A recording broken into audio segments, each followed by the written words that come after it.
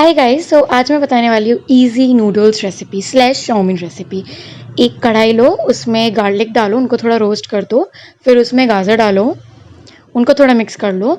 फिर शिमला मिर्च डालो, प्याज डालो, उनको अच्छे से मिक्स कर दो। I love the colour. फिर उसमें थोड़ा सा नमक डालो और उनको अच्छे से नमक उसके साथ मिक्स करने के बाद उसको ढक दो। 2 मिनट बाद उसको हटाओ, वेजिटेबल सॉफ्ट हो जाएंगी।